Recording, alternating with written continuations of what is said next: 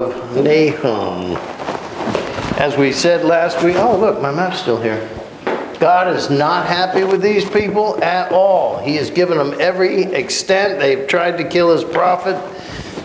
And he said in this first chapter, he makes it aware that you guys are so bad, you don't even know how bad you are.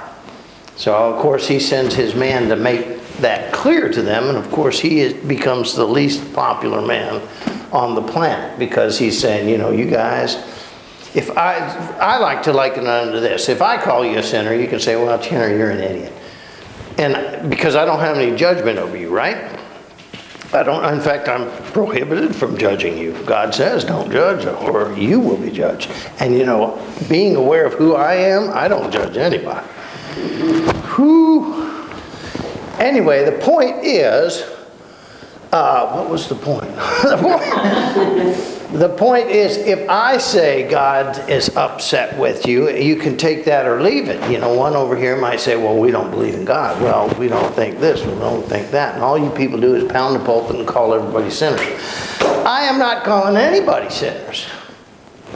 God is calling you a sinner. He's calling me a sinner. He's saying all life has fallen short of the glory of God. Now, if you believe in God, even a little bit, you got to take that verse into account because it says it like 6 different ways. You have fallen short of the glory of God. You didn't live up to the expectations. You did not use the talents I gave you, even in Adam and Eve in the garden. You got the whole world, the whole garden to choose from. Eat anything you want except one tree. And what did they do? Went straight to the one tree, which is not just idiocy or ignorance, it's arrogance when you really think about it. Don't tell me what I can and cannot do. And it's even worse when you live in a country like America, where everybody has the freedom to do what they want. In fact, we've even guaranteed it with all the different bills and, you know, amendments and everything else. Free speech. These guys are out here being as vile and as vulgar as a human heart can sink. Well, that's free speech, you know. And they're smashing this and smashing that. Well, that's the right to protest. And all the rights, especially in America, basically it's the individual saying, don't tell me what to do, what to think, what to say. Don't tell me nothing because I am under no authority. Well, folks, that's Invictus. My knee will bow to no one. I will lower my head to no one. Not even God himself, for I fear nothing. Well, mighty big shoes to fill there. And then the angel, of course, shows up and cuts off his hair. And he falls down on the front bow of his ship, begging for mercy. Well, God can't do that, or God won't do that to every person so that they know. Because where would faith be? Where would faith be? God's not going to choke you into believing who he is. He will offer you everything. He will give you every chance under the sun. He will tell you of the splendors of glory. He even sent his own son so that you can have a name and a face. But he will not make you become a Christian. That's something you want to choose or not choose. These people chose not to do it. Well, once you're outside of the parameters of God, separated yourself from God, nothing can separate you from his love, but you can separate yourself from his presence. Once you've done that, what happens to humankind? Well, it's like water. It will sink to its lowest possible opportunity. That's what water does. That's why if you get a leak upstairs, you're replacing the carpet downstairs in your living room. Why? Because the water didn't stay upstairs. It came downstairs. It probably ran out your front door, down the street, into the lake, out to the sea, and polluted the whole ocean. Water will sink to its lowest point. Well, you know what? So will human nature. Don't underestimate the power of evil. Satan's been doing what he does for a long time. And he's real good at it.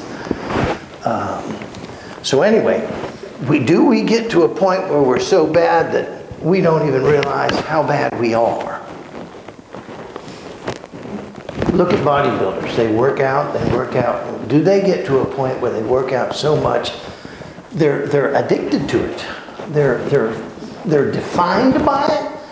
Everything they eat, drink is defined by it. Their relationships are defined by it. I'd like to take you to a movie, sweetheart, but I gotta go work out.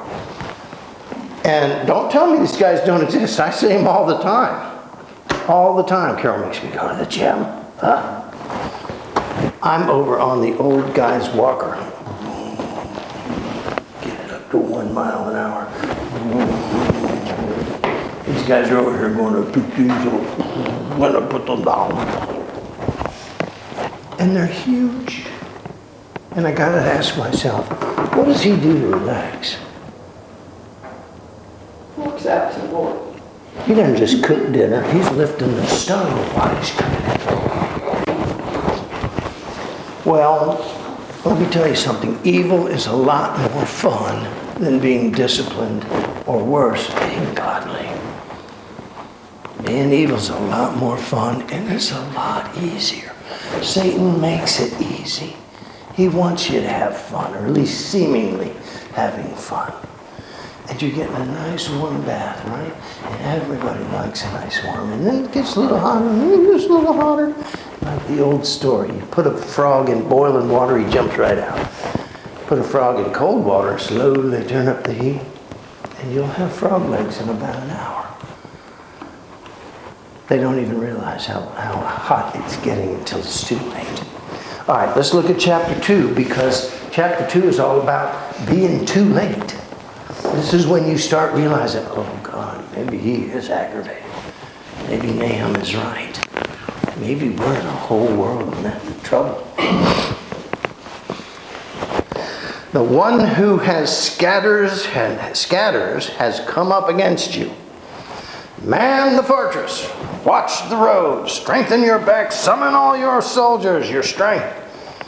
For the Lord will restore the splendor of Jacob. It's an interesting verse. Like the splendor of Israel, even though devastators have destroyed them and have destroyed their vines and branches.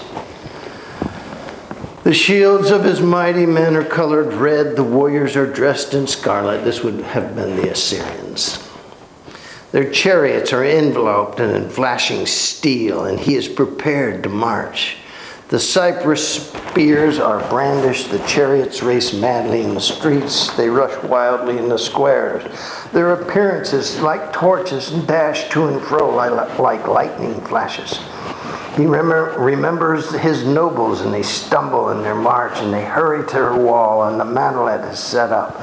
The gates of the rivers are open, and the palace is destroyed, and it is fixed. She is stripped, and she is carried away. And her handmaidens are moaning like the sound of doves beating on their breasts. They're done. They're finished. And though Nineveh was like a gorgeous pool of water throughout her days, now they soon will be fleeing. Stop, stop, but no one turns back. Plunder the silver, plunder the gold, for there is no limit to the treasure. Wealth from every kind of desirable object.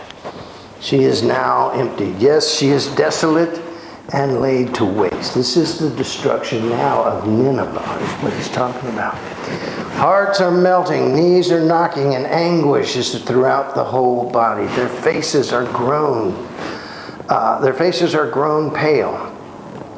Where is the den of the lions? Where is the feeding place of the young lions, where the lion, the lioness, and the lion cubs used to prowl, with nothing to disturb them? The lion tore enough for his cubs and killed enough for his lionesses. And he filled his lairs with prey, but now his dens are torn flesh. For behold, I am against you also, declares the Lord of hosts. And I will burn up your chariots in smoke, and a sword shall devour your young lions. And I will cut off your prey from the land, and no longer will the voice of your message be heard. What do you think about that? Well, it finally happened to Nineveh, didn't it? Oh yeah, well, you know the history. I've told you the history. They destroyed the northern kingdom with such ease, they thought, there's no God.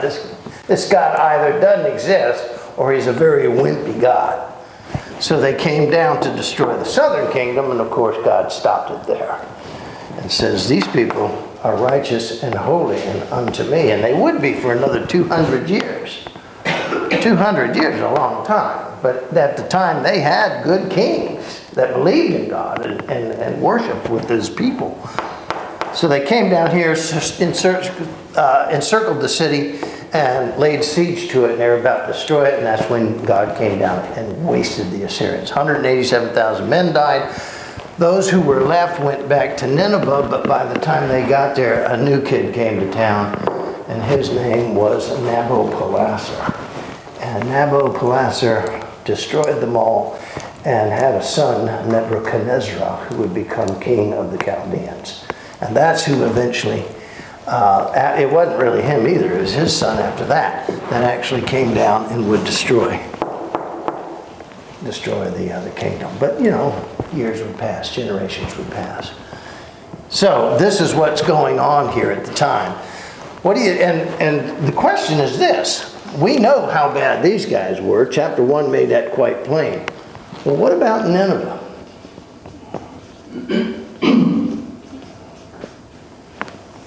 We asked a question in chapter 1. Are people who don't know our God still subject to him?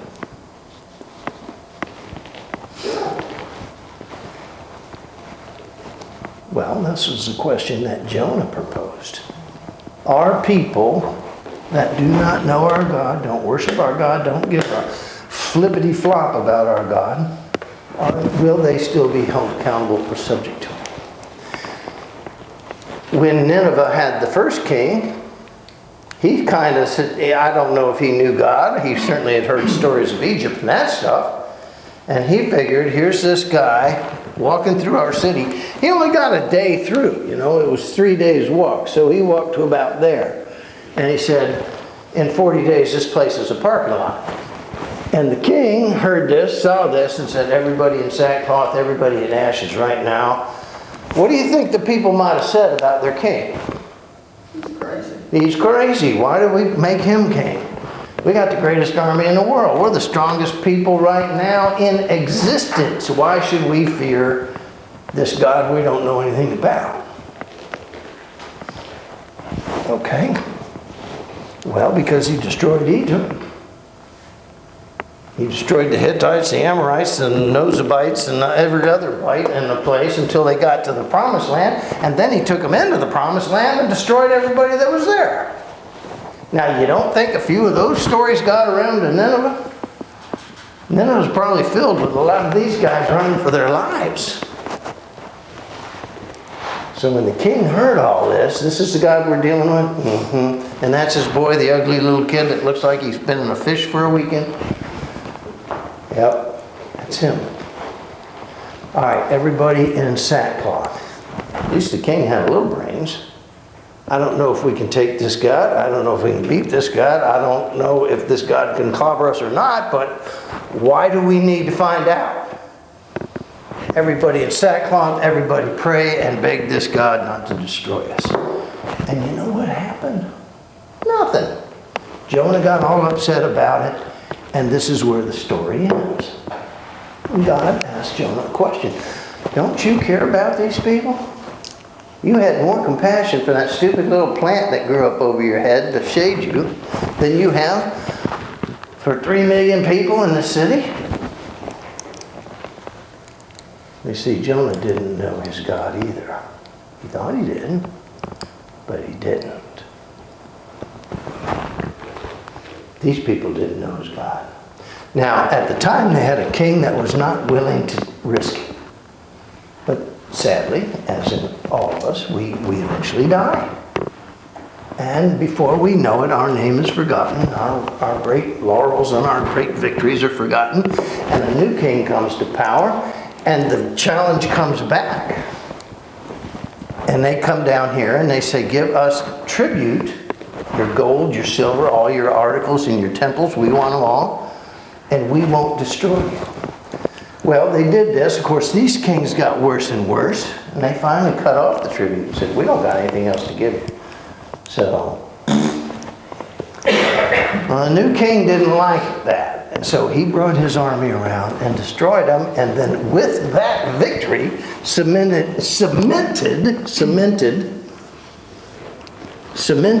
this king's unbelief. Obviously, this God is not as strong as the stories have made him out to be. Obviously, this God let his own people get destroyed. So why do I have to fear this God? Yahweh, the God who says he is the only God there is. All the other ones, all around the world, man-made, according to our God. He's the only one. Back to the question. Are these people who know not our God still responsible to him?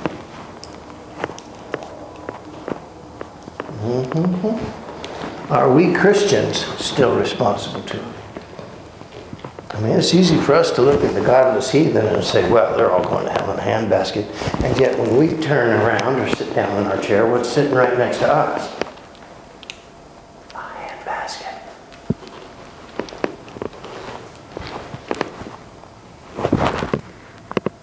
So these guys come down here, and these people are actually godly, and they are practicing their godliness. Not showing it off or anything, but they're going to temple, they're going to church, they're singing the songs, they're listening to the scripture, they're learning, living, and loving their God. So this mighty army who got the great victory said there is no God, came down here and found out, whoa, there is a God. And they ran back only to find a new enemy has come to town and would grow to be even a greater army than the Assyrians were. Bigger, huger, uglier, and meaner. And it would take 200 years to grow them up that ugly, but it would happen, and they would sweep around, and by that time now, all of these folks had gotten just as ugly as these folks. Even though a greater number of prophets came to the southern kingdom than went to the northern kingdom. And their one message is, God's real mad at you. He's getting madder. You can't even see it, but let me remind you, look to the north. What God did to his children, and make your decision. Habakkuk went up to the temple, remember? And yelled off the temple, God, do you have any idea how evil it is down here? And God said, yeah, I know. Well, why aren't you doing anything about it? Oh, I am. Look out over the walls. Tell me what you see. Well, hello, Babylon. They came in greater numbers. As far as the eye could see, it was solid soldiers, every direction. And then, of course, Habakkuk got into a little argument with God. This is a bad idea. He yelled at him and said, you don't have a clue what you're doing, do you? And God says, oh, I do. I always have. You're the only one that doesn't get it. And of course, then the new variable comes to bear. Nahum is finishing what Jonah started. Jonah went to these people, not godly, and said, there is a God which you should be aware of, and he's right now kind of real aggravated with you people. You need to know that. We are told that the Lord will not return, at least in one place in the Bible, until the whole world has been exposed to the Word of God, to Christ. So that there will be no excuse. Lord, I didn't know. But you did. But my government wouldn't let me believe. We don't need governments. You don't need synagogues. You don't need temple. Woman, well, remember that? We used to worship in the mountains, and we can't anymore because they say if we don't go to the temple in Jerusalem, remember, she was a Samaritan woman at the well right here, and we're not allowed in Jerusalem. Jesus said, that day's over. You can worship God in your mind and in your heart in the hills and everywhere else. Well, why go to the temple? Well, because I want you to continue the tradition, the ritual. It's good. You know, when you sing the great hymns, what do? Other than sound poor? Well, you remind yourself that there is an amazing grace and that it saves wretches like us.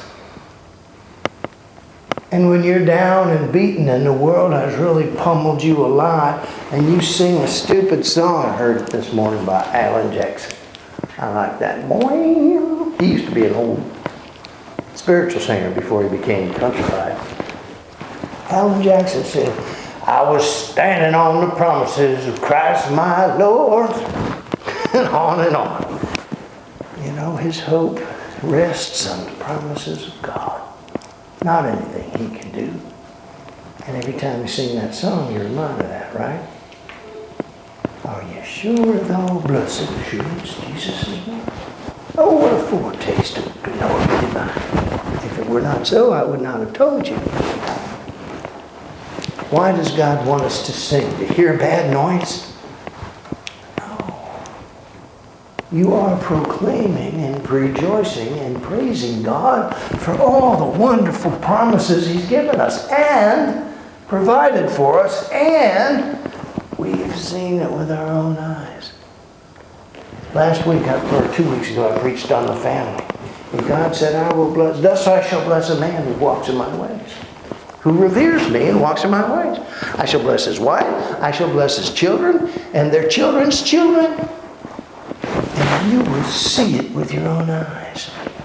This generation, right now. Well, why would God do that? I can't for the life of me figure that out. Oh, yeah, so that we wouldn't have it. Well, I didn't know. Yes, you know. You didn't care, but you did know.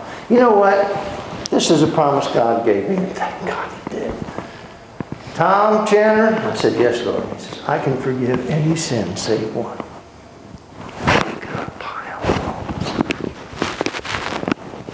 The only one I can't forgive is if you don't care. Indifference. Ignorance, He can teach you. Arrogance, He can settle you down. Indifference is what He hates the most. Yeah, whatever. Don't say that in heaven. Over the pearly gates you'll go into the lake of fire. Indifference, God cannot tolerate, will not tolerate, hates beyond measure when we tell Him whatever. You know, it's no accident God says sorcerers, idolaters, all these other guys, they will not enter my kingdom. Ever. Because they're trying to teach you that your life is run by a bunch of dead planets floating around somewhere, and when Aries moves into Pisces and Pisces conks Scorpio in the head, and this star's rising and that star's falling, all this is what... There's a country song about that. Country song about everything. There is. I just heard it the other day. I want to say Patty Loveless, but I'm not sure, about how she woke up in the morning, got some coffee. Man, it tastes as bad as it always does. Looked at the paper, went to the back to find her astrology, and it says, don't even get out of bed. Your whole day is going to be ugly. She looked at that and said, I got my God and I feel lucky. And she's going out, and of course it's starting to rain and lightning hitting and everything. And they say, girl, you better get back home because this storm's coming. She says, I got my God and I feel lucky. And she keeps going. And in the end, she even runs into Lyle Lovett, and they go out on a date, and she feels lucky. She goes walking in the ways of the Lord. I'm feeling lucky. Well, you can replace the lucky with blessed. I'm feeling blessed. I'm in the presence of God. I'm doing what I'm saying, what He's saying, or at least I'm trying my best. And I know that if I fail, He can forgive every sin, save one. You know what the biggest sin on this planet is? Indifference. Now, the problem with indifference is that this God, Yahweh, that we call Him, or Jesus, His Son, is the only one that says, I'm the only God that is. Like it or don't, I'm it. And all of everything that exists because of me. Katie, you're here because Jesus said he wants you here. And if you ask Tom why, I say, I don't have any clue whatsoever. I would ask you the same question. I'll answer yours if you answer mine. Why is Chanter here? Worse, why is Chanter in a ministry? Some faith is mysteries. It's a mystery. Someday we'll figure that out, but not today. Nahum is bringing the questions that Jonah started. Are the people... We kind of get the clue that the people of God are accountable to God, right? That's easy to understand. But then you got all your sweethearts, the ones with the heart on the sleeve, that say, oh, well, a loving God wouldn't destroy his own people. 4 times in the Bible. Not once, not twice, but 4 times destroyed, knocked that temple down. I mean, they must have a game in heaven, say, rock the temple or something, because they brought it down a few times. Oh, man, there goes the temple again. Kind of like, divine Jenga. We'll pull out these guys. We'll pull out these guys. Pull out these until finally... We get it. The people of God go bad. God gets angry. They get punished. That's understandable. What about these guys over here? They don't even know about our God. And if they do, they don't care about our God. They'll make up their own. You got the Hindus. That's a man-made religion. Think about it. Go back to its history. You got the Buddhists. Fat little pudgy guy. Actually, Buddha started off very skinny. He was lean and mean. But there's not one Buddha. There's thousands of Buddhas. Just like Egypt had a zillion gods for whatever. You got a beetle god, you got a river god, you got a god of death, a god of sun, a god of light, a god of rain, a god of cattle, a god of grasshoppers. You got gods of everything. Whatever you need, what do? Create a God. Create a god. Greeks did it. The Romans, lazy boys.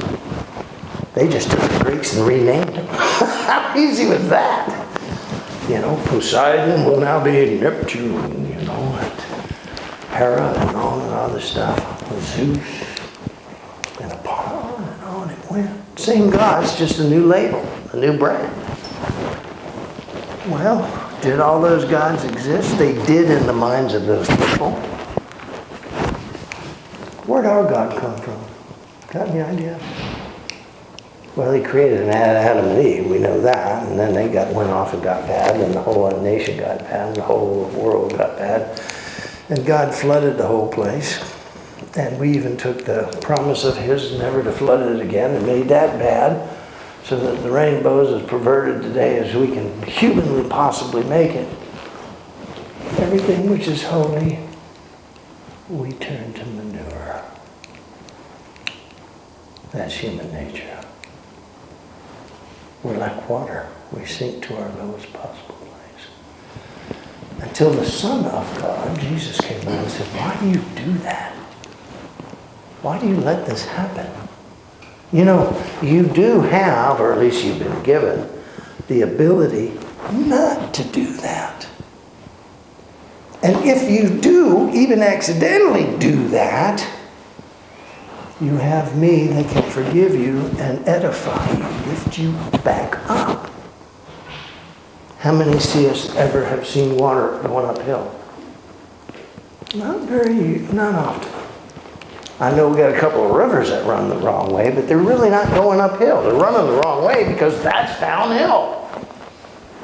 Believe it or not, Florida has a mountain range right in the middle of us. You ever been to the mountain range of Florida?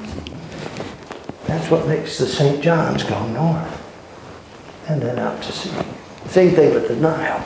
It starts up in the Ethiopian mountains and runs down to the Mediterranean Sea. It's going the wrong way. Well, not if you're water. It's going the right way. So life outside of God pretty much gives you the chance of what?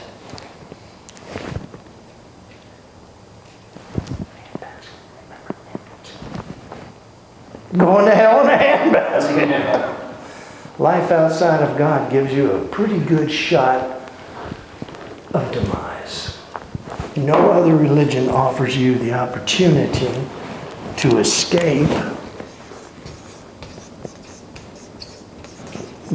Is that right? Yes, C-A-P-E. To escape this ultimate demise, unless you choose to. No other religion offers you that chance, because no other religion is born of a God beyond ourselves. All the other religions, and including Islam, was created by men. Well, isn't the Bible written by men? Yeah, they were, but, a little bit different circumstances. It wasn't written by one man or two. There's over 89 authors in this Bible, spanning almost 3,000 years, in 4 different languages, on 3 different continents. And yet it all comes together as a unified whole, from the first page to the last page. Is that just a coincidence? Yeah, just like the Earth, when some space goo hit some other space goo and created Katie. And we go, wow, Katie is a space goo. Well, then that makes us all space goo, right? Yeah, I think so. So if we are to escape this ultimate desolation, destruction, even Paul says that in Hebrews, if we neglect so great a salvation, how will we escape? How will we get beyond this existence, which is obviously governed by this God who overshadows everything that is? We are told in the beginning God made the whole world. We are told in the prologue of John that everything came to exist by way of God and Jesus Christ. In fact, nothing outside of Christ exists today. Nothing. Well, if that's true, then all the people of the world are going to be accountable to this God. Throughout the scriptures, you see the number 7. And that represents the 3 persons of the Godhead plus the 4 corners, north, south, east, and west. In other words, the entirety of creation. When walking in step with God equals the perfect relationship, which is why we exist. I don't want to be accountable to God. You still are. I don't want to learn about God. Still going to meet him one of these days. It is given to, that's even in the Bible. I love the way God just makes everything complete. Why?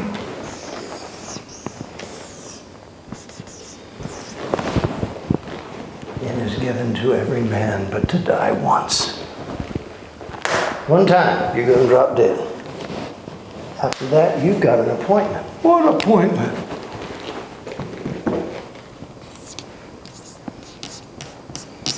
Whereby a decision shall be rendered. According to this word, if you believe in this God or not. See, Abraham didn't go out looking for God. God came to him, Abram, and said, hey, what are you doing this weekend? Oh, fixing the wheel on the chariot? No, you're not. Come with me, I want to show you something. I want to show you a land that's incredible. I want to show you a power, my power and my blessing. I want to show you everything you couldn't even imagine. You up for it?